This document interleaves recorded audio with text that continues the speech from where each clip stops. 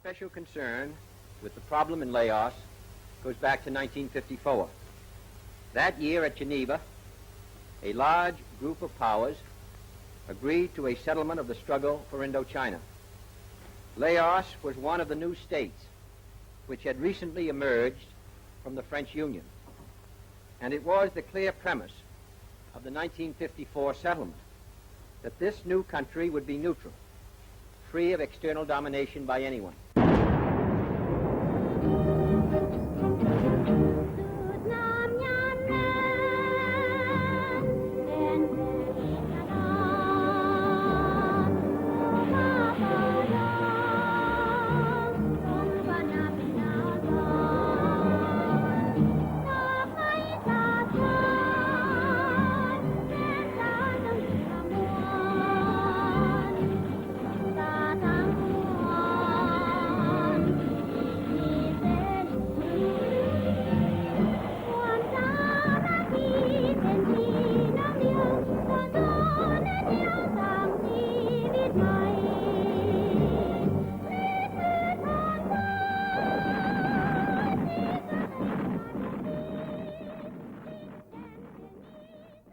At the 1954 International Peace Conference in Geneva, Laos, along with Vietnam and Cambodia, finally gained independence from French rule.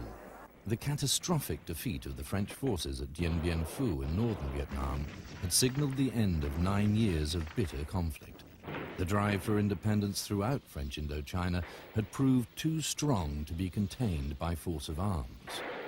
After the conference, the British Foreign Minister, Sir Anthony Eden, expressed the hope that Laos should remain as an independent and neutral buffer. It was therefore essential that the United States should not attempt to establish any military influence. But by 1954, it was already too late. The United States had viewed the war against the French as being more than just a struggle of local people for their independence.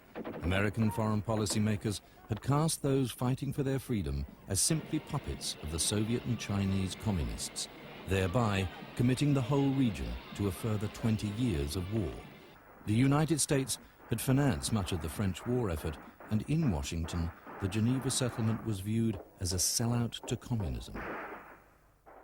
It was Laos's geographic misfortune that it bordered all the region's other states, and by the late 1950s was seen by the US as the keystone of all Southeast Asia. For the incoming Kennedy administration, Laos was a front line of the free world. In March 1961, the young president devoted an entire press conference to the country, clearly signaling his anti-communist resolve. The security of all Southeast Asia will be endangered if Laos loses its neutral independence. Its own safety runs with the safety of us all, in real neutrality observed by all. I want to make it clear to the American people and to all the world that all we want in Laos is peace, not war. A truly neutral government, not a Cold War pawn. A settlement concluded at the conference table and not on the battlefield. Our response will be made in close cooperation with our allies and the wishes of the Laotian government. We will not be provoked, trapped, or drawn into this or any other situation. But I know that every American will want his country to honor its obligations to the point that freedom and security of the free world and ourselves may be achieved. At the same time, it was clear to the United States that a landlocked country such as Laos would be an extremely difficult place to fight a major ground war. For this, they had selected Vietnam as the right place to check communism. Shying away from direct confrontation, yet still committed to protecting Laos from what it saw as the communist threat, the Kennedy administration initiated a policy of massive covert military assistance to the Vientiane government. Laos was destined to become the site of a secret war of which the world would know little.